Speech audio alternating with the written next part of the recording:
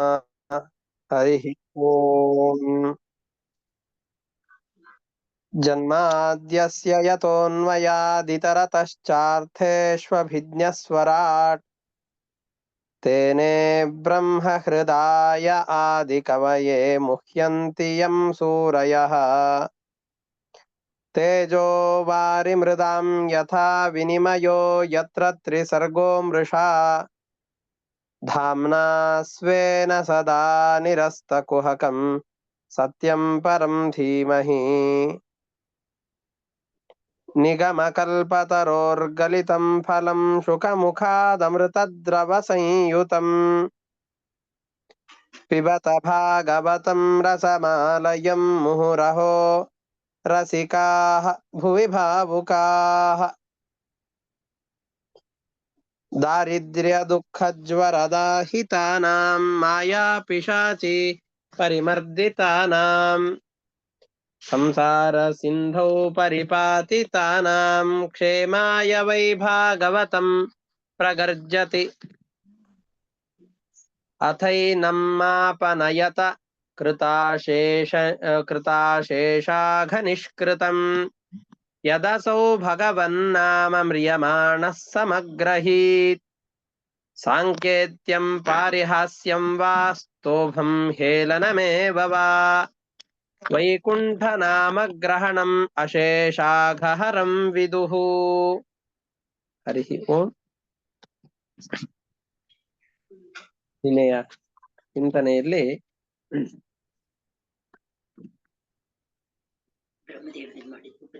ಬ್ರಹ್ಮದೇವರು ಎಷ್ಟು ಉಪದೇಶವನ್ನು ಮಾಡಿದ್ದಾರೋ ಆ ಎಲ್ಲ ಉಪದೇಶಗಳನ್ನ ಕೇಳಿಸಿಕೊಂಡಿದ್ದಾನೆ. ಕೇಳಿಸಿಕೊಂಡಾದ ನಂತರದಲ್ಲಿ ಪ್ರಿಯವ್ರತ ರಾಜನ ಮುಂದಿನ ನಡೆ ಏನಿತ್ತು ಅನ್ನುವ ವಿಷಯಗಳನ್ನ ಇಲ್ಲಿ ನಿರೂಪಣೆ ಮಾಡ್ತಾ ಇದ್ದಾರೆ. ಪ್ರಿಯವ್ರತ ರಾಜನಿಗೆ ನೀನು ಗೃಹಸ್ಥಾಶ್ರಮವನ್ನ ಸ್ವೀಕಾರ ಮಾಡಿಯೇ ಸಾಧನೆಯನ್ನು ಮಾಡಿಕೊಳ್ಳತಕ್ಕದ್ದು. ಯಾಕೆ ಅಂತಂದ್ರೆ ಸಾಧಕರಿಗೆ ಒಂದೊಂದು ಆಶ್ರಮ ಧರ್ಮಗಳು ಮೋಕ್ಷಕ್ಕೆ ಅಂಗವಾಗತ್ತೆ, ಮೋಕ್ಷಕ್ಕೆ ಸಾಧಕವಾಗತ್ತೆ. ನಿನಗೆ ಸಾಧಕವಾಗುವಂತಹದ್ದು ಯತ್ಯಾಶ್ರಮವಲ್ಲ, ಹೊರತಾಗಿ ಗೃಹಸ್ಥಾಶ್ರಮ, ಅಲ್ಲಿಯೇ ಸಾಧನೆಯನ್ನ ಮಾಡಿಕೊಳ್ಳತಕ್ಕದ್ದು. ಹಾಗಾಗಿ ಗೃಹಸ್ಥಾಶ್ರಮವನ್ನ ಸ್ವೀಕಾರ ಮಾಡು ಅಂತ ಪ್ರಾರ್ಥನೆ ಮಾಡ್ತಾ ಇದ್ದಾರೆ.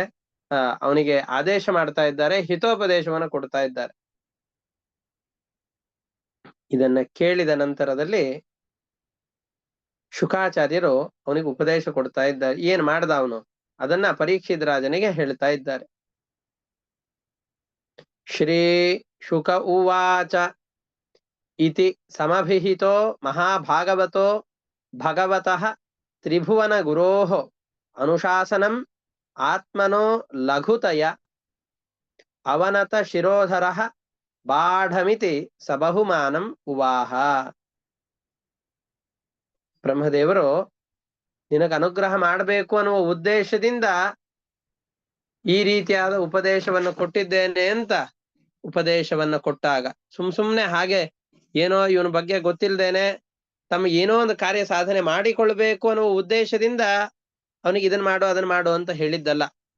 ಇವನ ಸ್ವರೂಪ ಏನಿದೆ, ಇವನಿಂದ ಆಗಬೇಕಾದಂತಹ ಕರ್ತವ್ಯಗಳೇನಿದೆ ಅಂತ ತಿಳಿದುಕೊಂಡು ಇವನ ಯೋಗ್ಯತೆಯನ್ನ ಬಲ್ಲಂತಹ ಗುರುಗಳಾದ ಬ್ರಹ್ಮದೇವರು ಈ ರೀತಿಯಾಗಿ ಉಪದೇಶ ಮಾಡಿದಾಗ ಮಹಾಭಗವದ್ಭಕ್ತನಾದಂತಹ ಪ್ರಿಯವ್ರತ ರಾಜ 3 ಲೋಕಗಳಿಗೂ ಗುರುವಾಗಿದ್ದಾನೆ, ಒಡೆಯನಾಗಿದ್ದಾನೆ ಆ ಪರಮಾತ್ಮ.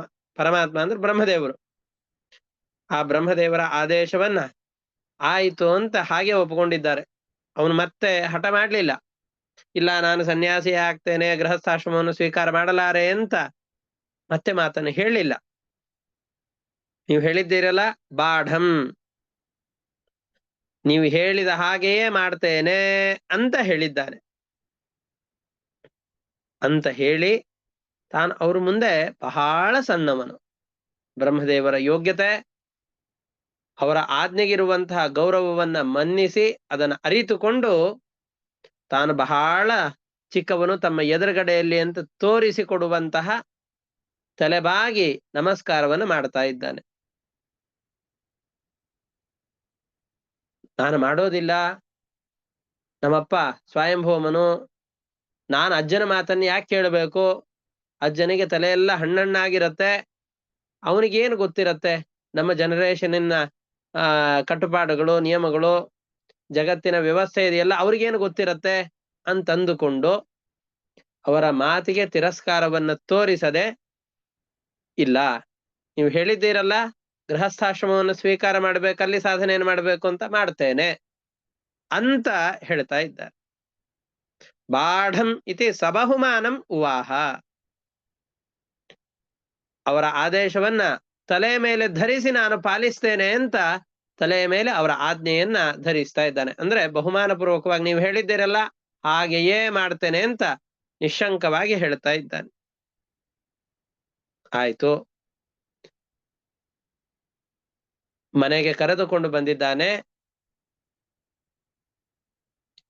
ಇಷ್ಟೆಲ್ಲ ಆಗೋ ಸಂದರ್ಭಕ್ಕೆ ಆಯ್ತು ಅಂತ ನಾರದ ಮತ್ತು ಪ್ರಿಯವ್ರತ ಚಕ್ರವರ್ತಿ, ಕೆಳಗಡೆಯಲ್ಲಿ ನಿಂತಹ ಅವರ ಜೊತೆಯಲ್ಲಿರುವಂತಹ ಪ್ರಿಯವ್ರತ ರಾಜನ ತಂದೆಯಾದಂತಹ ನಮ್ಮ ಸ್ವಯಂಭೂಮನು, ಇವರೆಲ್ಲರೂ ಕೂಡ ಕೆಳಗಡೆಯಲ್ಲಿ ನಿಂತಿದ್ದಾರೆ. ಎಲ್ಲರೂ ತದೇಕ ದೃಷ್ಟಿಯಿಂದ ಪರಮಾತ್ಮನನ್ನು ನೋಡ್ತಾ ಇದ್ದಾರೆ.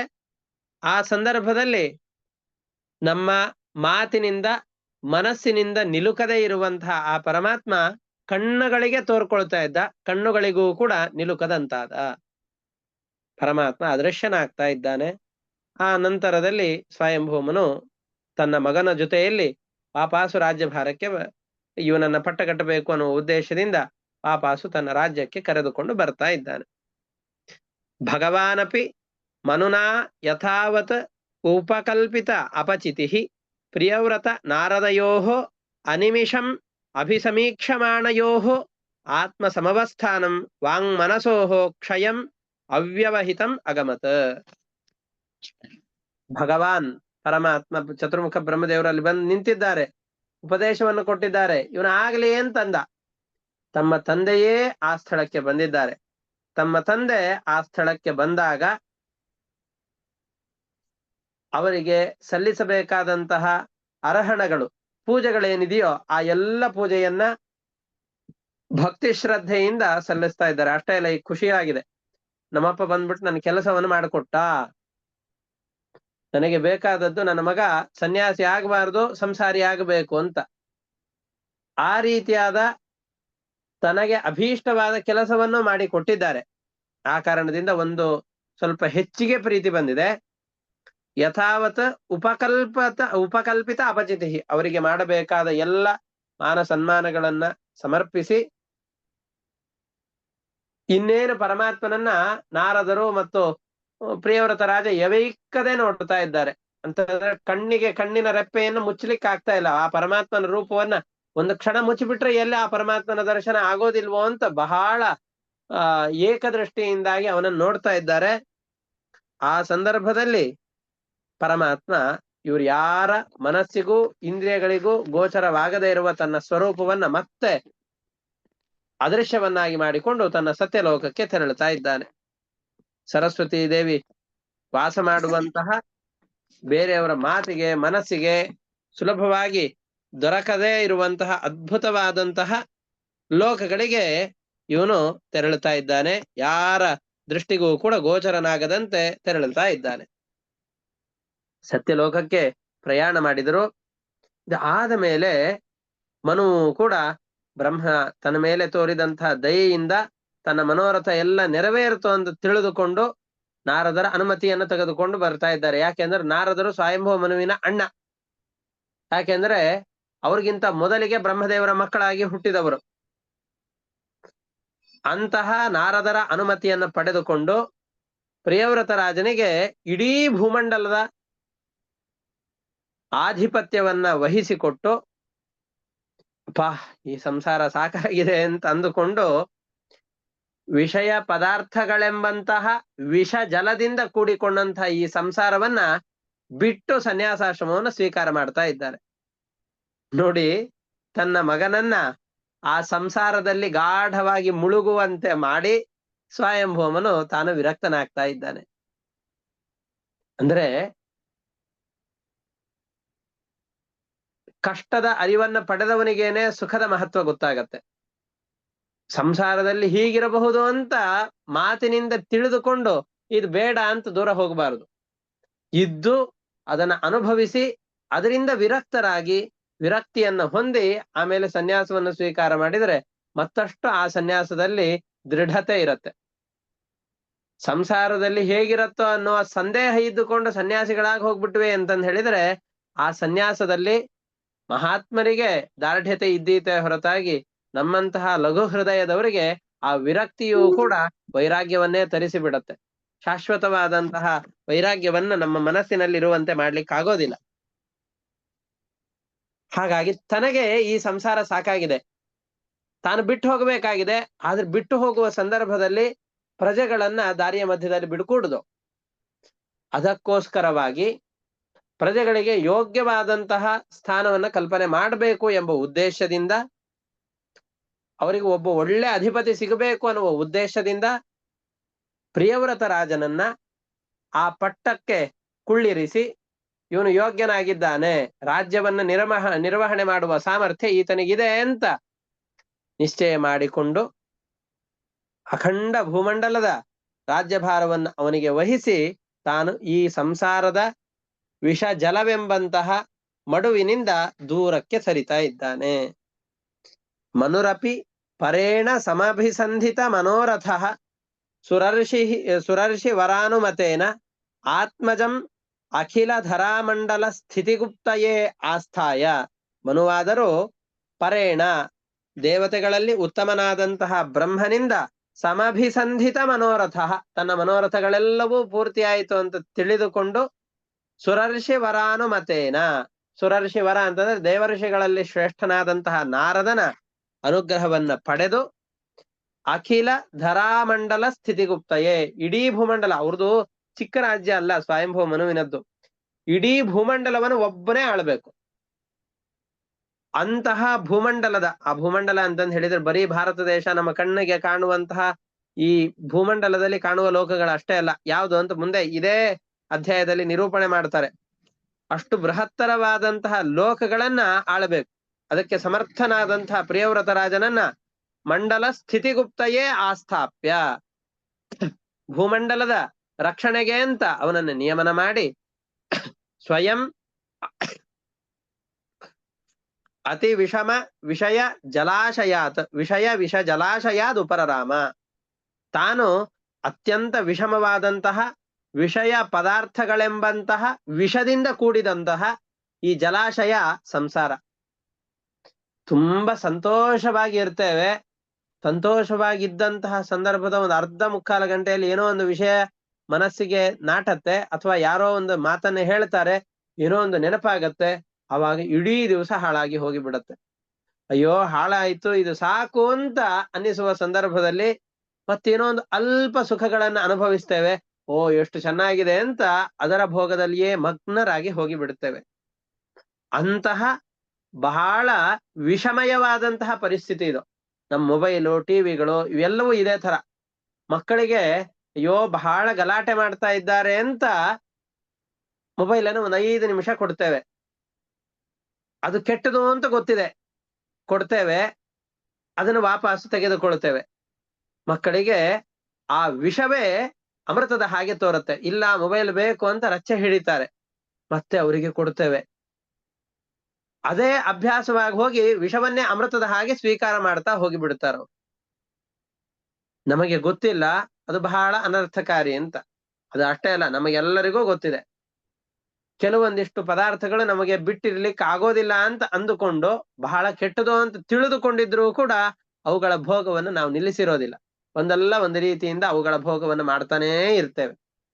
ಅದರಂತೆ ಈ ವಿಷಯ ಪದಾರ್ಥಗಳ ಭೋಗ ಅನ್ನುವಂಥದ್ದು ಮಹಾ ವಿಷಜಲ. ಇದು ಮನಸ್ಸನ್ನ ಹೊಲಸು ಮಾಡುವಂತಹ, ಮನಸ್ಸಿನಲ್ಲಿ ಹುಳಿ ಹಿಂಡುವಂತಹ ಈ ವಿಷಯ ಪದಾರ್ಥಗಳ ಭೋಗವೆಂಬಂತಹ ದೊಡ್ಡದಾದಂತಹ ಯಾವ ಸಂಸಾರವಿದೆಯೋ ಈ ಸಂಸಾರದಿಂದಾಗಿ ಉಪರರಾಮ, ತಾನು ವಿರಕ್ತನಾಗಿದ್ದುಕೊಂಡು ನನಗೆ ಈ ಸಂಸಾರ ಸಾಕು ಅಂತ ವೈರಾಗ್ಯವನ್ನು ತಾಳ್ತಾ ಇದ್ದಾನೆ. ಸಾಕು, ಈ ಸಂಸಾರ ಸಾಕು ಅಂತ ಅದರಲ್ಲಿ ವಿರಕ್ತನಾಗಿದ್ದುಕೊಂಡು ನಂತರದಲ್ಲಿ ಅವನು ವಿಚಾರ ಮಾಡ್ತಾ ಇದ್ದಾನೆ. ಹಾಗಾದ್ರೆ ಈ ಪ್ರಿಯವ್ರತ ರಾಜ ಚೆನ್ನಾಗಿ ರಾಜ್ಯದ ನಿರ್ವಹಣೆಯನ್ನು ಮಾಡ್ತಾನೆ ಅಂತ ವಿಚಾರ ಮಾಡ್ಕೊಂಡು ತಾನು ಸನ್ಯಾಸವನ್ನು ಸ್ವೀಕಾರ ಮಾಡಿದ. ಇದು ಆದ್ಮೇಲೆ ಪ್ರಿಯವ್ರತ ರಾಜನ ಗೃಹಸ್ಥಾಶ್ರಮ ಹೇಗಿತ್ತು, ಅವನ ರಾಜ್ಯಭಾರಕಾರದಲ್ಲಿ ಹೇಗೆ ನಿಯುಕ್ತನಾಗಿದ್ದ,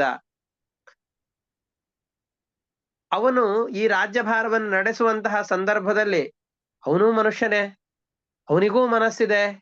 ವಿಷಯ ಪದಾರ್ಥಗಳನ್ನ ಅನುಭವಿಸುವ ಸಂದರ್ಭದಲ್ಲಿ ಅಥವಾ ಈ ಸಂಸಾರದಲ್ಲಿದ್ದಾಗ, ಅದು ದೊಡ್ಡದಾದಂತಹ ಅಧಿಕಾರದಲ್ಲಿದ್ದಾಗ, ತಾನು ಹೇಳಿದಂತೆ ಎಲ್ಲರೂ ಕೇಳುವಂತಹ ಸಂದರ್ಭದಲ್ಲಿ, ಜಗತ್ತಿನ ಎಲ್ಲ ಸಂಪತ್ತುಗಳು ತನ್ನ ಸಮೀಪದಲ್ಲಿದ್ದಾಗ ಅವನ ಮನಸ್ಸು ವಿಕಾರವಾಗ್ಲಿಲ್ವಾ? ಯಾಕೆ ಅಂತಂದ್ರೆ ಇದರಲ್ಲಿ ಒಂದೊಂದು ಕೂಡ ಮನಸ್ಸು ಹಾಳಾಗಿ ಹೋಗ್ಲಿಕ್ಕೆ ಯಥೇಷ್ಟವಾದಂತಹ ತನ್ನ ಯೋಗದಾನವನ್ನು ಕೊಡುತ್ತೆ. ಸಂಪತ್ತುಗಳು, ವಿದ್ಯೆ, ಅಧಿಕಾರ ಮತ್ತು ಸೌಂದರ್ಯದ ಮದ. ಅಧಿಕಾರವೂ ಇದೆ, ಪರಮ ಸುಂದರ ಮೂರ್ತಿಯಾಗಿದ್ದಾನೆ, ಅದೇ ರೀತಿಯಾಗಿ ವಿದ್ಯೆ ಇದೆ, ಸಂಪತ್ತಂತೂ ಇಡೀ ಭೂಮಂಡಲದ ಅಧಿಪತಿಯಾಗಿದ್ದಾನೆ. ಇದರಲ್ಲಿ ಯಾವುದು ಒಂದಿದ್ರೂ ಕೂಡ ಮನಸ್ಸು ಅನಾಯಾಸವಾಗಿ ವಿಷಯ ಪದಾರ್ಥಗಳ ಕಡೆಯಲ್ಲಿ ಹರಿದು ಹೋಗಿ ಪರಮಾತ್ಮನಿಂದ ವಿಮುಖವಾಗಿ ಹೋಗುತ್ತೆ. ಇಂತಹ ಸಂದರ್ಭದಲ್ಲಿ ಪ್ರಿಯವ್ರತ ರಾಜ ಗೃಹಸ್ಥಾಶ್ರಮವನ್ನ ಸ್ವೀಕಾರ ಮಾಡಿದವನು, ಇಡೀ ಭೂಮಂಡಲಕ್ಕೆ ಅಧಿಪತಿಯಾದಂಥವನು, ಹೇಗೆ ಬ್ರಹ್ಮದೇವರ ಆದೇಶವನ್ನು ಪಾಲಿಸಿದ? ಯಾಕೆ ಬ್ರಹ್ಮದೇವರು ಸಂಸಾರವನ್ನ ಅನುಭವಿಸುವಂತ ಇಷ್ಟೇ ಹೇಳಿಲ್ಲ, ವಿರಕ್ತನಾಗಿದ್ದುಕೊಂಡು ಸಂಸಾರವನ್ನ ಅನುಭವಿಸು ಅಂತ ಹೇಳಿರೋದು. ವಿರಕ್ತನಾಗಿದ್ದುಕೊಂಡು ಹೇಗೆ ಅನುಭವಿಸ್ಲಿಕ್ಕೆ ಸಾಧ್ಯ? ಇಷ್ಟೆಲ್ಲ ಭೋಗದ ಪದಾರ್ಥಗಳಿದ್ದಾಗ ಅವನ ಆಳ್ವಿಕೆ ಹೇಗಿತ್ತು, ಅವನಿಂದ ಭೂಮಂಡಲದಲ್ಲಿ ಯಾವ ವಿಶೇಷಗಳು ಉಂಟಾಯಿತು, ಅವನು ಮಾಡಿದ ಸಾಧನೆಗಳೇನು ಅನ್ನುವ ಪ್ರಶ್ನೆಗೆ ಉತ್ತರವನ್ನ ಹೇಳ್ತಾ ಇದ್ದಾರೆ. ಇತಿ ಹವಾವ ಸ ಜಗತೀಪತಿ ಈಶ್ವರೇಚ್ಛಯ ಅಧಿನಿವೇಶಿತ ಕರ್ಮ ಅಧಿನಿವೇಶಿತ ಕರ್ಮಾಧಿಕಾರ ಅಖಿಲ ಜಗದ್ಬಂಧ ಧ್ವಂಸನ ಪರಾನುಭಾವಸ್ಯ ಭಗವತಃ ಆದಿಪುರುಷಸ್ಯ ಅಂಘ್ರಿಯುಗಳ ಅನವರತ ಧ್ಯಾನಾನುಭಾವೇನ ಪರಿರಂಧಿತ ಕಷಾಯ ಆಶಯ ಅವದಾತೋಪಿ ಮಾನವರ್ಧನಃ ಮಹತಾಂ ಮಹೀತಳಂ ಅನುಶಶಾಸ. ಪರಮಾತ್ಮನ ಪಾದಕಮಲಗಳಲ್ಲಿ ನಿರಂತರವಾದ ಭಕ್ತಿ ಇದೆ. ಇಡೀ ಜಗತ್ತಿನ ಬಂಧವನ್ನ ನಾಶ ಮಾಡುವಂತಹ ವ್ಯಕ್ತಿತ್ವ ಪರಮಾತ್ಮನದ್ದು. ಅದರಲ್ಲಿ ಸಮರ್ಥನಾದವನು ಪರಮಾತ್ಮ. ಅಂತಹ ಪರಮಾತ್ಮನ ಪಾದದ್ವಂದ್ವಗಳಲ್ಲಿ ನಿರಂತರವಾದ ಧ್ಯಾನ ಇದೆ. ಅದರಿಂದ ತನ್ನ ಮನಸ್ಸಿನಲ್ಲಿರುವ ರಾಗ, ದ್ವೇಷ ಇವೆಲ್ಲವೂ ಕೂಡ ಮನಸ್ಸಿನ ವಿಕಾರಕ್ಕೆ ಕಾರಣವಾದ ದೋಷಗಳು. ಇವುಗಳನ್ನ ತೊಡೆದುಕೊಂಡಿದ್ದಾನೆ. ಅವುಗಳ ಸಂಪರ್ಕವೇ ಅವನ ಮನಸ್ಸಿನಲ್ಲಿ ಇಲ್ಲ. ಅದರಿಂದ ಮಹಾತ್ಮನಾದಂತಹ ಈ ಪ್ರಿಯವ್ರತ ರಾಜ ಬ್ರಹ್ಮಾದಿಗಳ ಆದೇಶ ಏನಿದೆಯೋ ಅದಕ್ಕೆ ಚಾಚೂ ತಪ್ಪದಂತೆ ನಿರ್ವಹಣೆ ಮಾಡುವಂತಹ ಮಾನಸಿಕವಾದ ಸಿದ್ಧತೆಗಳನ್ನ ಮಾಡಿಕೊಂಡು ಅವರ ಗೌರವಕ್ಕೆ ಧಕ್ಕೆ ಬರದೇ ಇರುವಂತೆ ಭೂತಳವನ್ನ ಆಳ್ತಾ ಇದ್ದಾನೆ. ಎಷ್ಟು ಗೌರವವಾದ ಮಾತು ಅಂತಂದ್ರೆ, ಮಾನವರ್ಧನಃ ಮಹತಾಂ ಮಾನವರ್ಧನಃ ಮಹೀತಳಂ ಅನುಶಶಾಸ. ಮಹಾತ್ಮರ ತನಗೆ ಆದೇಶವನ್ನು ಕೊಟ್ಟಂತಹ ವ್ಯಕ್ತಿಗಳ ಗೌರವವನ್ನ ಅಭಿವೃದ್ಧಿ ಮಾಡುವ ರೀತಿಯಲ್ಲಿ ಆ ಕೆಲಸವನ್ನು ಮಾಡ್ತಾ ಇದ್ದಾನೆ. ಯಾವುದೋ ಒಬ್ಬ ವ್ಯಕ್ತಿಯ ಮೇಲೆ ನಂಬಿಕೆಯಿಂದ ಒಂದು ಜವಾಬ್ದಾರಿಯನ್ನು ಹಾಕಿರ್ತೇವೆ.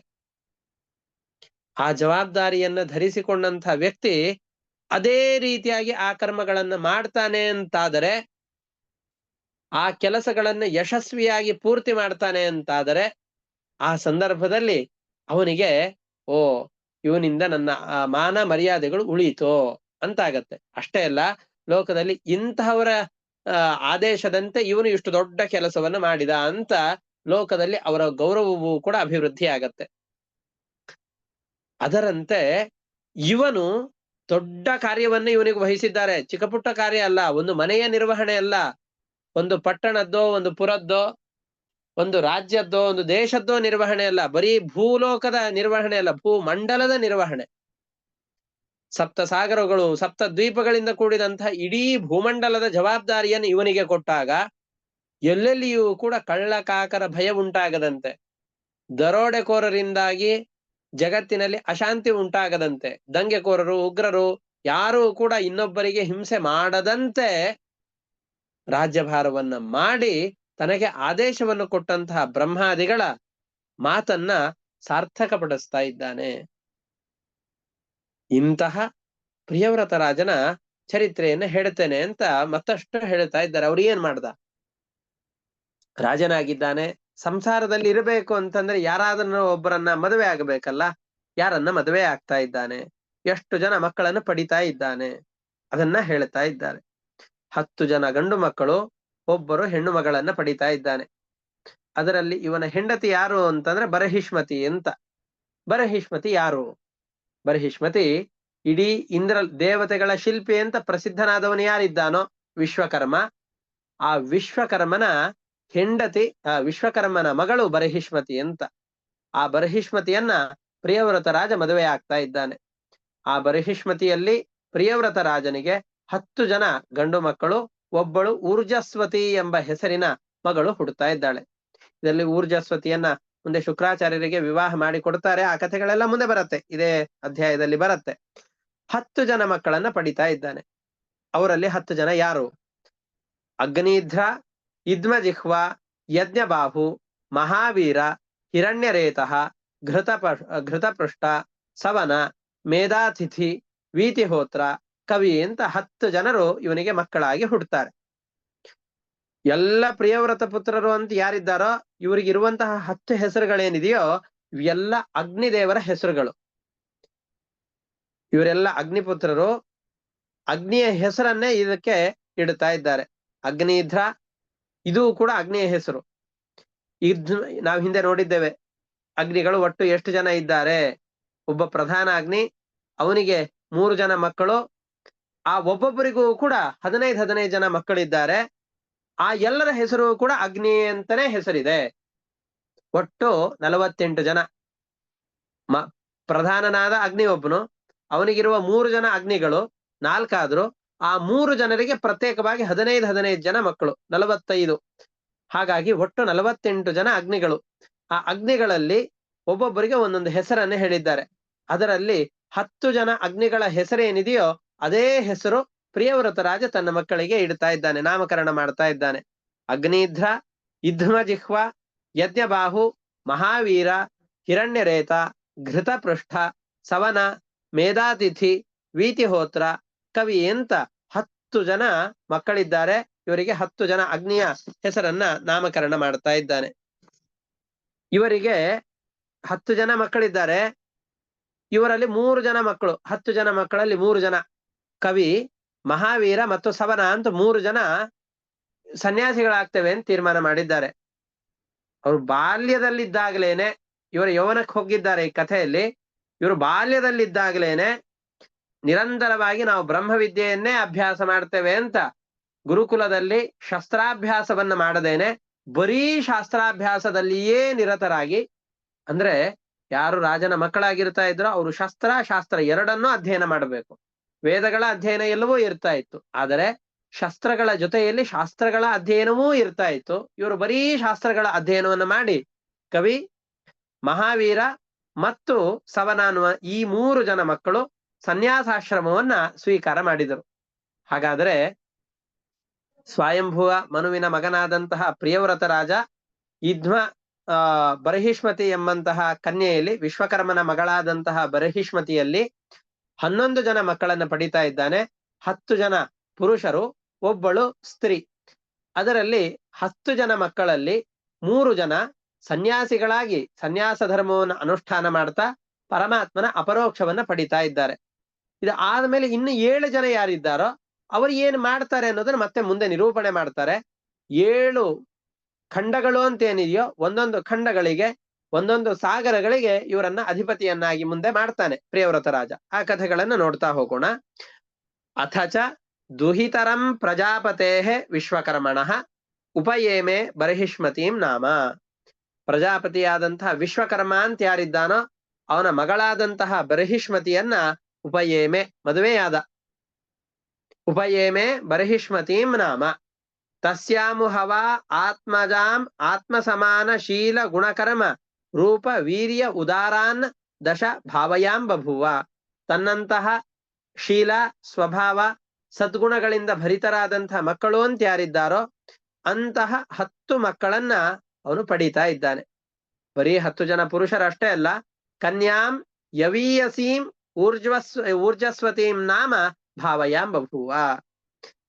ಅತ್ಯಂತ ಕಿರಿಯಳಾದಂಥವಳು, ಎಲ್ಲರಿಗಿಂತ ಕಿರಿಯಳಾದಂತಹ ಊರ್ಜಸ್ವತಿ ಎಂಬಂತಹ ಕನ್ಯೆಯನ್ನು ಪಡೀತಾ ಇದ್ದಾನೆ. ಅದರಲ್ಲಿ ಕನ್ಯೆಯ ಹೆಸರನ್ನು ಮೊದಲಿಗೆ ಹೇಳಿದ್ರು, ಆ ನಂತರದಲ್ಲಿ 10 ಜನ ಅವನ ಗಂಡು ಮಕ್ಕಳು ಯಾರು ಅಂತ ಹೇಳ್ತಾ ಇದ್ದಾರೆ. ಆಗ್ನೇಧ್ರ, ಇದ್ಮಜಿಹ್ವ, ಯಜ್ಞಬಾಹು, ಮಹಾವೀರ, ಹಿರಣ್ಯರೇತಃ, ಘೃತಪೃಷ್ಠ, ಸವನ, ಮೇಧಾತಿಥಿ, ವೀತಿಹೋತ್ರ, ಕವಯಃ ಇತಿ ಸರ್ವೇ ಏವ ಅಗ್ನಿನಾಮಾನಃ. ಅಗ್ನಿಯ ಹೆಸರನ್ನ ಧರಿಸಿದಂತಹ 10 ಜನ ಮಕ್ಕಳು ಇವನಿಗೆ ಹುಟ್ಟುತ್ತಾ ಇದ್ದಾರೆ. ಹುಟ್ಟಿದ ಮೇಲೆ ಆ ಹೆಸರನ್ನು ನಾಮಕರಣ ಮಾಡ್ತಾ ಇದ್ದಾನೆ. ಇದರಲ್ಲಿ 3 ಜನ ಸನ್ಯಾಸಿಗಳಾದ್ರು. ಪರಮಾತ್ಮನ ತತ್ವಜ್ಞಾನದಲ್ಲಿಯೇ ಆಸಕ್ತರಾಗಿದ್ದು ಬಾಲ್ಯಾದಾರಭ್ಯ, ಅವರು ಯೌವನ ಬರೋವರೆಗೂ ಕಾಯಿಲೆ ಇಲ್ಲ, ಬಾಲ್ಯದಿಂದಲೇ ಸನ್ಯಾಸದಲ್ಲಿ ಆಸಕ್ತರಾಗಿದ್ದುಕೊಂಡು ಯತ್ಯಾಶ್ರಮವನ್ನು ಸ್ವೀಕಾರ ಮಾಡ್ತಾ ಇದ್ದಾರೆ. ಏತೇಷಾಂ ಕವಿಃ ಮಹಾವೀರಃ ಸವನಃ ಇತಿ ತ್ರಯಃ ಏವ ಆಸನ್ ಊರ್ಧ್ವರೇತಸಃ. ಈ 3 ಜನ ಮಾತ್ರ, ಕ್ಷತ್ರಿಯನಾದಂತಹ ಈ ರಾಜನ ಮಕ್ಕಳಲ್ಲಿ ಈ 3 ಜನ ಮಾತ್ರ ಸನ್ಯಾಸ ಧರ್ಮವನ್ನ ಪಾಲನೆ ಮಾಡ್ತಾ ಇದ್ದಾರೆ. ಪೂರ್ಣ ಬ್ರಹ್ಮ ವಿಷಯಕವಾದ ಶಾಸ್ತ್ರಗಳನ್ನೇ ಅಧ್ಯಯನ ಮಾಡಿ, ಉಪನಿಷತ್ತುಗಳು, ವೇದಗಳು, ಷಡಂಗ ಸಹಿತವಾಗಿ ಇವುಗಳ ಅಧ್ಯಯನವನ್ನ ಮಾಡಿ ಸನ್ಯಾಸಾಶ್ರಮವನ್ನ ಸ್ವೀಕಾರ ಮಾಡ್ತಾ ಇದ್ದಾರೆ. ತೇ ಆತ್ಮವಿದ್ಯಾಯಾಮ್ ಅರ್ಭಕ ಭಾವಾದಾರಭ್ಯ. ಅರ್ಭಕ ಭಾವ ಅಂತಂದು ಹೇಳಿದ್ರೆ 4-5 ವರ್ಷಗಳ ಮಕ್ಕಳನ್ನ ಅರ್ಭಕ ಅಂತ ಕರೀತಾರೆ. ಆ ಅರ್ಭಕ ಭಾವದಿಂದಲೇ ಅತ್ಯಂತ ತಾರುಣ್ಯದಲ್ಲಿಯೇ, ಅತ್ಯಂತ ಚಿಕ್ಕ ವಯಸ್ಸಿನಲ್ಲಿಯೇನೆ ಕೃತ ಪರಿಚಯಾ, ಆತ್ಮವಿದ್ಯಾಯಾಮ್ ಕೃತ ಪರಿಚಯಾ, ಭಗವಂತನ ತತ್ವಜ್ಞಾನದಲ್ಲಿ ಅತಿಯಾದ ಆಸಕ್ತಿಯನ್ನ ಬೆಳೆಸಿಕೊಂಡು ಪಾರಮಹಂಸ್ಯಮೇವ ಆಶ್ರಮಂ ಅಭಜನ್, ಸನ್ಯಾಸಾಶ್ರಮವನ್ನು ಸ್ವೀಕಾರ ಮಾಡ್ತಾ ಇದ್ದಾರೆ. ಇದಾದ ಮೇಲೆ ಇವರು ವಿರಕ್ತರಾಗಿದ್ದಾರೆ.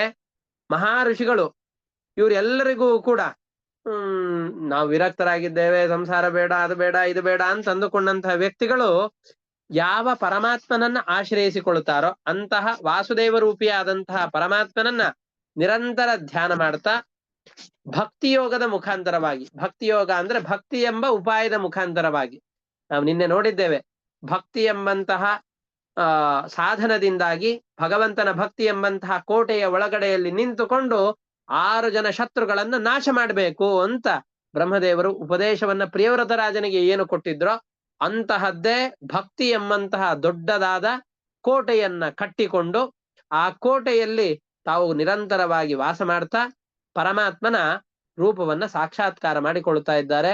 ತಮ್ಮ ಹೃದಯದಲ್ಲಿ ನಿಯಾಮಕನಾಗಿರುವ, ಅಷ್ಟೇ ಅಲ್ಲ ಇಡೀ ಜಗತ್ತಿನ ಪ್ರತಿಯೊಂದು ವಸ್ತುಗಳಲ್ಲೂ ನಿಯಾಮಕನಾಗಿ ನೆಲೆ ನಿಂತಿರುವಂತಹ ಆ ಪರಮಾತ್ಮನ ರೂಪವನ್ನ ಪ್ರತ್ಯಕ್ಷತಃ ಕಾಣ್ತಾ ಇದ್ದಾರೆ.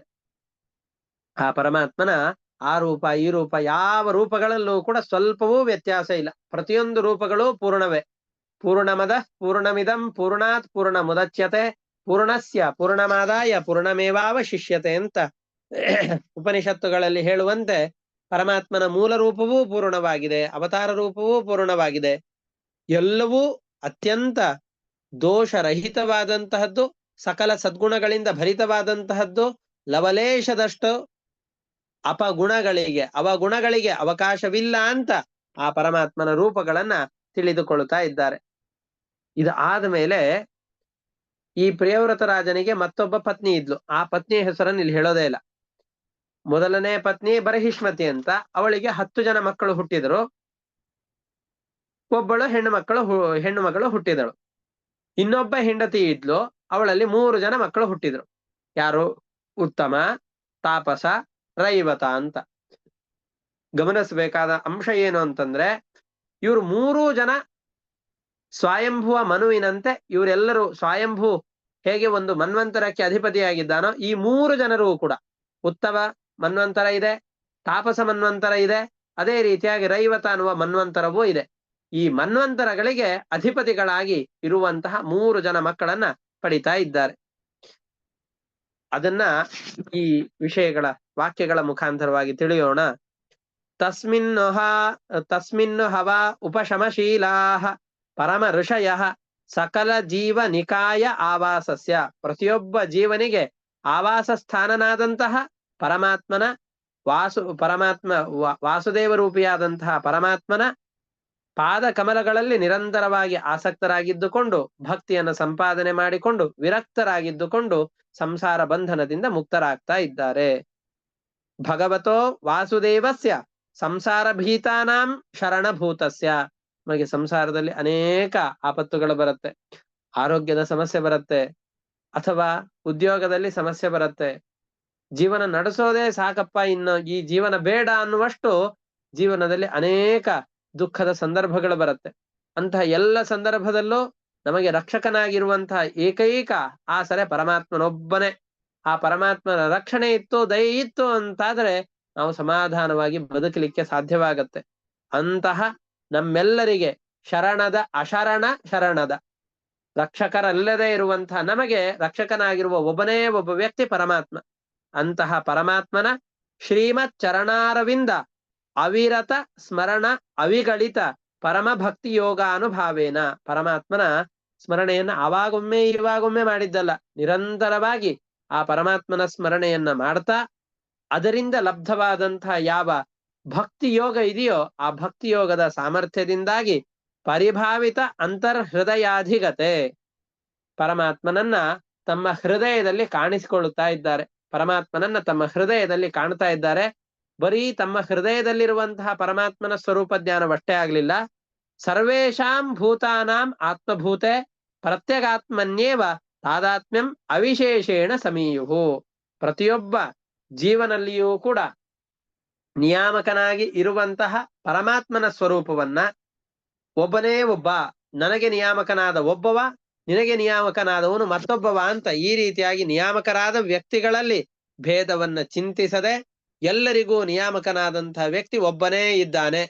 ಏಕೋ ದೇವ ಸರ್ವಭೂತೇಷು ಗೂಢ ಸರ್ವವ್ಯಾಪಿ ಸರ್ವಭೂತಾಂತರಾತ್ಮ ಕರ್ಮಾಧ್ಯಕ್ಷ ಸರ್ವಲೋಕಾಧಿವಾಸ ಸಾಕ್ಷಿ ಚೇತ ಕೇವಲೋ ನಿರ್ಗುಣಶ್ಚ ಅಂತ ಅನೇಕ ಸ್ಮೃತಿ ಪುರಾಣಗಳ ವಾಕ್ಯದಿಂದಾಗಿ ಏಕೋ ದೇವ, ಒಬ್ಬನೇ ಒಬ್ಬ ಸಮರ್ಥನಾದಂತಹ ವ್ಯಕ್ತಿ, ಸರ್ವಭೂತೇಷು ಗೂಢ, ಎಲ್ಲ ಜೀವರ ಹೃದಯದಲ್ಲಿ ಅಂತರ್ಯಾಮಿಯಾಗಿರುವವನು, ಸರ್ವವ್ಯಾಪಿ, ಬರೀ ಜೀವರ ಹೃದಯದಲ್ಲಿ ಮಾತ್ರ ಅಲ್ಲ, ಸರ್ವವ್ಯಾಪಿ, ಇಡೀ ಭೂಮಂಡಲವನ್ನ ಬ್ರಹ್ಮಾಂಡವನ್ನ ವ್ಯಾಪಿಸಿಕೊಂಡಿದ್ದಾನೆ. ಸರ್ವಾಧ್ಯಕ್ಷ ಕರ್ಮಭೂತಾಧಿವಾಸ, ಸರ್ವಭೂತಾಧಿವಾಸ, ಪ್ರತಿಯೊಬ್ಬ ಮನುಷ್ಯನ ಹೃದಯದಲ್ಲಿ ವಾಸ ಮಾಡುವ ಆ ಪರಮಾತ್ಮ ನಾವು ಮಾಡುವ ಪ್ರತಿಯೊಂದು ಕರ್ಮಗಳಿಗೂ ಸಾಕ್ಷಿಭೂತವಾಗಿರ್ತಾನೆ. ಅದಕ್ಕನುಗುಣವಾದ ಕರ್ಮಗಳನ್ನ ಮಾಡಿಸಿ ಅದರ ಫಲಗಳನ್ನ ಉಣ್ಣಿಸುವಂತಹ ಪರಮಾತ್ಮನನ್ನ ಸಾಕ್ಷಾತ್ಕಾರ ಮಾಡಿಕೊಳ್ಳುತ್ತಾ ಇದ್ದಾರೆ.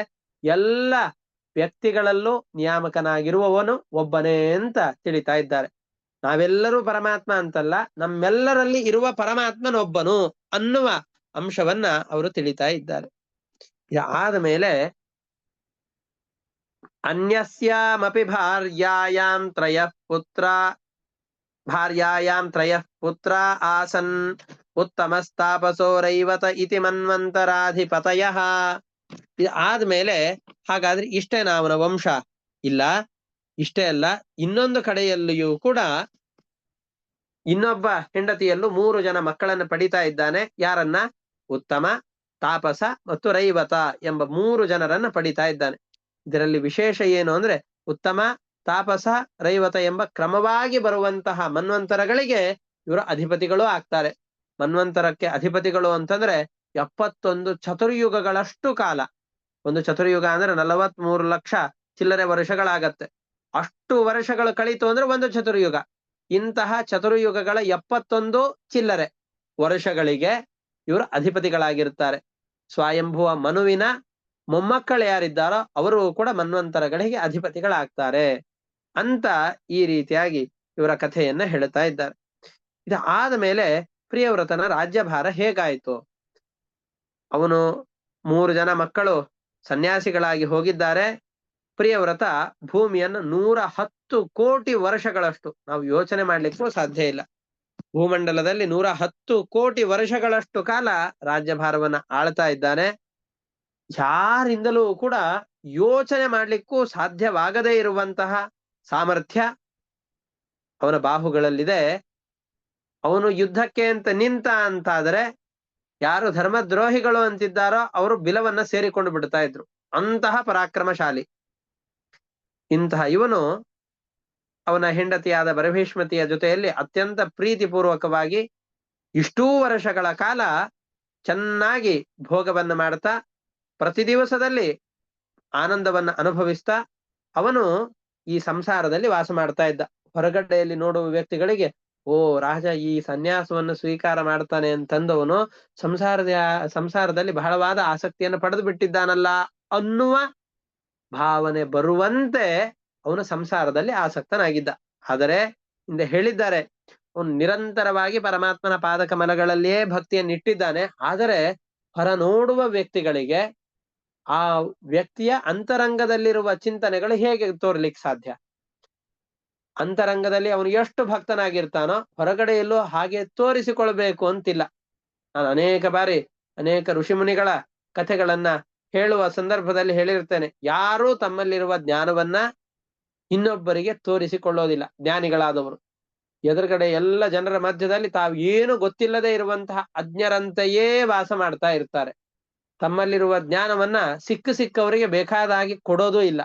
ಅತ್ಯಂತ ಗುಹ್ಯವಾದಂತಹ ವಿದ್ಯೆಗಳನ್ನ ಯೋಗ್ಯರಾದಂತಹ ವ್ಯಕ್ತಿಗಳು ಅದನ್ನ ಬಯಸಿ ಬಂದಾಗ ಪರೀಕ್ಷಿಸಿ ಅವನಿಗೆ ಯೋಗ್ಯತೆ ಇದೆ ಅಂತಂದ್ರೆ ಮಾತ್ರ ಕೊಡ್ತಾರೆ. ಹಾಗೆಯೇ ಇವನು, ನಾ ರೈಕೋ ಮುನಿಯ ಕಥೆಯನ್ನು ಹೇಳಿದ್ದೇನೆ. ರೈಕೋ ಮುನಿ ಕುಷ್ಠರೋಗ ಬಂದವನಾಗಿ ಯಾವುದೋ ಒಂದು ಚಕ್ಕಡಿಯ ಕೆಳಗಡೆಯಲ್ಲಿ ಬಿದ್ದಿದ್ದ. ರಾಜ ಎಲ್ಲಿದ್ದಾನೆ ರೈಕೋ ಮುನಿ ಒಂದು ದೊಡ್ಡ ಪಾಠಶಾಲೆ ಕಟ್ಕೊಂಡಿರ್ಬೋದು, ಎಲ್ಲೋ ದೊಡ್ಡ ದೊಡ್ಡ ಆಶ್ರಮದಲ್ಲಿ ದೊಡ್ಡ ದೊಡ್ಡ ವಿದ್ಯಾಪೀಠವನ್ನು ನಡೆಸ್ಕೊಂಡಿರಬಹುದು ಅಂತ ತನ್ನ ಎಲ್ಲ ಸೇವಕರನ್ನ ಕರೆದುಕೊಂಡು ಹೋಗಿ ಹುಡುಕಿಸಿದರೆ ಎಲ್ಲೂ ಸಿಗಲಿಲ್ಲ. ಕುಷ್ಠರೋಗ ಬಂದವನಂತೆ ಚಕ್ಕಡಿಯ ಬುಡದಲ್ಲಿ ಇದ್ದುಕೊಂಡು ತನ್ನ ಕರ್ಮಗಳನ್ನು ಸವಿಸ್ಕೊಳ್ತಾ ಇದ್ದ. ರಾಜ ಬಂದು ಹೇಳ್ತಾನೆ, ನಿನಗೆ 600 ಅಶ್ವಗಳನ್ನು ಕೊಡ್ತೇನೆ, ಬಂಗಾರ ತುಂಬಿದಂತಹ ಎಲ್ಲ ಕುದುರೆಗಳನ್ನ ಗಜಗಳನ್ನ ನಿನಗೆ ಸಮರ್ಪಣೆ ಮಾಡ್ತೇನೆ, ನನ್ನ ಮಕ್ಕಳನ್ನೇ ನಿನಗೆ ಸೇವೆಗೆ ಅಂತ ಬಿಡ್ತೇನೆ, ಅವರನ್ನ ಚೆನ್ನಾಗಿ ಮದುವೆ ಮಾಡಿಕೊಂಡು ಭೋಗ ಮಾಡು, ನನಗೆ ವಿದ್ಯೆಯನ್ನು ಉಪದೇಶ ಕೊಡು. ತವೈವ ವೃತ್ತಾಸ್ತವ ನೃತ್ಯ ಗೀತಂ, ಈ ಎಲ್ಲವನ್ನು ನೀನೇ ತಗೊಂಡು ಹೋಗು, ನನಗೇನು ಬೇಡ ಅಂತ ತಿರಸ್ಕಾರ ಮಾಡಿ ಕಳಿಸಿ, ಮತ್ತೆ ಅವನು ಪಶ್ಚಾತ್ತಾಪಗೊಂಡು ಅವನು ಪ್ರಾರ್ಥನೆ ಮಾಡಿ ಅವರ ಸೇವೆಯನ್ನ ಮಾಡಿ ಅನೇಕ ವರ್ಷಗಳ ಕಾಲ ಸೇವೆಯ ನಂತರದಲ್ಲಿ ಸೇವೆಯಿಂದ ತೃಪ್ತರಾಗಿ ಇವನಿಗೆ ವಿದ್ಯೆಯನ್ನು ಪಡಿಲಿಕ್ಕೆ ಅರ್ಹತೆ ಇದೆ ಅಂತಂದಾಗ ಮಾತ್ರ ಅವನಿಗೆ ಸಂವರ್ಗ ಎಂಬಂತಹ ವಿದ್ಯೆಯನ್ನು ಉಪದೇಶ ಕೊಡ್ತಾರೆ. ಅದು ಈಗಲೂ ಕೂಡ ಸಂವರ್ಗ ವಿದ್ಯೆ ಅಂತ ಅತ್ಯಂತ ಪ್ರಸಿದ್ಧವಾದಂತಹ ಉಪನಿಷತ್ತಿನ ಒಂದು ಭಾಗವಾಗಿ ನಮಗೆ ಸಿಗತ್ತೆ. ಹಾಗೆ ಈ ಜ್ಞಾನಿಗಳಾದವರು ಎಲ್ಲರ ಕಣ್ಣಿಗೆ ಕಾಣುವ ಹಾಗೆ ಮೈಕಲ್ಲಿ ನಮ್ಮ ತರ ಮಾತನಾಡಿಕೊಂಡು ಇರೋದಿಲ್ಲ. ಹೊರತಾಗಿ ತತ್ವಜ್ಞಾನ ಅದು ಇರೋದನ್ನ ಸ್ಪಷ್ಟವಾಗಿ ತೋರಿಸಿಕೊಳ್ಳದೇನೆ ಅಂತರಂಗದ ಸಾಧನೆಯನ್ನು ಮಾಡಿಕೊಳ್ಳುತ್ತಾ ಇರ್ತಾರೆ. ಅದರಂತೆ ಇವನು ಕೂಡ ಅಂತರಂಗದಲ್ಲಿ ಭಕ್ತನಾಗಿದ್ದಾನೆ. ಹೊರಗಡೆಯಲ್ಲಿ ನೋಡಿದ ವ್ಯಕ್ತಿಗಳಿಗೆ ಓ ಇವನು ಇಲ್ಲಿವರೆಗೂ ಬಾಯಲ್ಲಿ ಹೇಳಿದ್ದೊಂದು ನಡೆದುಕೊಳ್ತಾ ಇರೋದು ಒಂದು ಅನ್ನುವ ರೀತಿಯ ಭಾವನೆಯನ್ನು ಹುಟ್ಟಿಸುವಂತೆ ಚೆನ್ನಾಗಿ ಸಂಸಾರದಲ್ಲಿ ಭೋಗಗಳನ್ನು ಅನುಭವಿಸ್ತಾ ಇದ್ದಾನೆ. ಏವಂ ಉಪಶಮಾಯನೇಷು ಸ್ವತನಯೇಷು ಅಥ ಜಗತೀಪತಿ ಜಗತೀಂ ಅರ್ಬುಧಾನಿ ಏಕಾದಶ ಪರಿವತ್ಸರಾಣಾಂ ಅವ್ಯಾಹತಾಖಿಲ ಪುರುಷ ಕಾರ ಸಾರಭೂತ ದೋರ್ದಂಡ ಯುಗಳಾಪೀಡಿತ ಕೋದಂಡಂ ಔರ್ವೀ ಗುಣ ಸ್ತನಿತ ವಿರಮಿತ ಧರ್ಮ ಪ್ರತಿಪಕ್ಷ. ಇವನು ದಂಡವನ್ನು ಹಿಡಿದುಕೊಂಡು ಬಿಲ್ಲಿಗೆ ಟಂಕಾರವನ್ನು ಮಾಡಿದ ಅಂತಾದರೆ ಎಲ್ಲ ಧರ್ಮದ್ರೋಹಿಗಳು ಕೂಡ ಅಡಗಿ ಬಿಲದಲ್ಲಿ ಸೇರ್ತಾ ಇದ್ರು. ಅಂತಹ ಈ ಪ್ರಿಯವ್ರತ ರಾಜ ಬರ್ಹಿಷ್ಮತ್ಯಾಂಚ ಅನುದಿನಂ ಏಧಮಾನ ಪ್ರಮೋದ ಪ್ರಸರಣ ಪೋಷಣ ವ್ರೀಳಾ ಪ್ರಮುಷಿತ ಹಾಸಾವಲೋಕ ರುಚಿರಕ್ಷ್ವೇಳನಾದಿಭಿಃ ಪರಾಭೂಯಮಾನ ವಿವೇಕ ಅನವಬುದ್ಧ್ಯಮಾನ ಇವ ಮಹಾಮನಾಹ ಬುಭುಜೆ. ಬರ್ಹಿಷ್ಮತಿ ರಾಣಿಯಲ್ಲಿ ಪ್ರತಿನಿತ್ಯದಲ್ಲೂ ಕೂಡ ಪ್ರೀತಿ ಅಭಿವೃದ್ಧಿ ಆಗ್ತಾ ಇದೆ. ಅವಿರತವಾಗಿ ಧರ್ಮವನ್ನ ಆಚರಣೆ ಮಾಡ್ತಾ ಇದ್ದಾನೆ. ಅವಳಲ್ಲಿ ಆನಂದ ಅಭಿವೃದ್ಧಿ ಆಗ್ತಾ ಇದೆ. ಚೆನ್ನಾಗಿ ವಿಷಯ ಭೋಗಗಳನ್ನ ಮಾಡ್ತಾ ಇದ್ದಾನೆ. ಒಳ್ಳೆ ಭೋಗಗಳನ್ನು ಅನುಭವಿಸ್ತಾ ಇದ್ದಾನೆ. ಒಳ್ಳೆ ಮಾತು, ಆನಂದ ಪ್ರವಾಹವನ್ನು ಉಕ್ಕೇರಿಸುವಂತಹ ಸರಸದ ಮಾತುಗಳು, ಪರಿಹಾಸದ ವಚನಗಳು, ಇದೆಲ್ಲವೂ ಕೂಡ ಮಾಡ್ತಾ ತನ್ನ ರಾಣಿಯ ಜೊತೆಯಲ್ಲಿ ಚೆನ್ನಾಗಿ ಭೋಗಗಳನ್ನು ಮಾಡ್ತಾ ಇದ್ದಾನೆ. ನೋಡುವ ಜನರಿಗೆ ತತ್ವಜ್ಞಾನ ಸ್ವಲ್ಪ ಮರೆಯಾಗಿದೆ ರಾಜನಿಗೆ ಅನ್ನುವ ಭಾವನೆಯನ್ನು ತಂದು ಕೊಡ್ತಾ ಇತ್ತು. ಆದರೆ ಹರಿನಿಷ್ಠೆ ದೃಢವಾಗಿ ಅವನ ಮನಸ್ಸಿನಲ್ಲಿ ಇದೆ. ಉದಾತ್ತವಾದ ಚಿಂತನೆಗಳು ಅವನಲ್ಲಿದೆ. ಎಂದಿಗೂ ಪರಮಾತ್ಮನನ್ನ ಮರೆತಿಲ್ಲ ಅವನು. ಆದರೆ ನೋಡುವ ಜನರಿಗೆ ಅಜ್ಞನಂತೆ ರಾಣಿಯಲ್ಲಿ ಚೆನ್ನಾಗಿ ಭೋಗವನ್ನು ಮಾಡ್ತಾ ಇದ್ದಾನೆ. ಪರಾಭೂಯಮಾನ ವಿವೇಕ ಅನವಬುದ್ಧ್ಯಮಾನ ಇವ ಮಹಾಮನಾಹ ಬುಭುಜೆ. ಆ ಮಹಾಮನಾಹ ವಿಸ್ತಾರವಾದ ಮನಸ್ಸು, ಭಗವಂತನಲ್ಲಿ ನಿರಂತರವಾದ ಮನಸ್ಸನ್ನು ಇಟ್ಟಿದ್ರು ನೋಡುವ ಜನರಿಗೆ ಅಜ್ಞನಂತೆ ತೋರಿಕೊಳ್ಳುವ ಹಾಗೆ ಇವನು ಆ ವಿಷಯ ಪದಾರ್ಥಗಳ ಭೋಗವನ್ನ ಅನುಭವಿಸ್ತಾ ಇದ್ದಾನೆ. ಇದಾದ ಮೇಲೆ ಸೂರ್ಯನಿಗೆ ಪ್ರತಿಯಾಗಿ ಮತ್ತೊಬ್ಬ ಸೂರ್ಯನಂತೆ ಇವನು ತನ್ನ ರಥವನ್ನ ತಿರುಗಿಸಿ ಜಗತ್ತಿಗೆ ರಾತ್ರಿ ಕಾಲವೇ ಇರದಂತೆ, ಈಗ ಬೆಂಗಳೂರಿನಲ್ಲಿ ರಾತ್ರಿ ಯಾವುದು ಹಗಲೇ ಯಾವುದು ಅಂತ ಗೊತ್ತಾಗೋದಿಲ್ಲ, ಯಾವಾಗಲೂ ಬೆಳಕಿನ ಸಂಪರ್ಕ ನಮಗಿದ್ದೇ ಇರುತ್ತೆ. ಅದರಂತೆ ಪ್ರಿಯವ್ರತ ರಾಜ ತನ್ನ ದೇಶಕ್ಕೆ, ತಾನು ಆಳುವಂತಹ ಭೂಮಂಡಲಕ್ಕೆ ರಾತ್ರಿಯೇ ಇಲ್ಲದಂತೆ ಪ್ರಜೆಗಳಿಗೆ ನಿರಂತರವಾದಂತಹ ಬೆಳಕಿನ ಸಂಪರ್ಕವನ್ನ ಕಲ್ಪಿಸಿ ಕೊಡ್ತಾ ಇದ್ದಾನೆ ಅಂತ ಕಥೆಯನ್ನ ಹೇಳ್ತಾರೆ. ಅದರ ವಿವರಣೆಯನ್ನ ಮತ್ತೆ ಮುಂದಿನ ಪಾಠದಲ್ಲಿ ನೋಡೋಣ ಅಂತ ಹೇಳ್ತಾ ಇವತ್ತಿನ ಪಾಠವನ್ನು ಇಷ್ಟಕ್ಕೆ ಮುಕ್ತಾಯ ಮಾಡ್ತಾ ಇದ್ದೇನೆ. ಹರಯೇ ನಮಃ. ಶ್ರೀಕೃಷ್ಣಾರ್ಪಣಮಸ್ತು. ಅನೇನ ಭಾವಿಯತ್ ಪುಣ್ಯಂ ತೇನ ಪ್ರೀಣಾತು ಕೇಶವಃ. ಹರಯೇ ನಮಃ. ಶ್ರೀಕೃಷ್ಣಾರ್ಪಣಮಸ್ತು. ನಮಸ್ಕಾರ ಗುರುಗಳೇ, ಧನ್ಯವಾದಗಳು.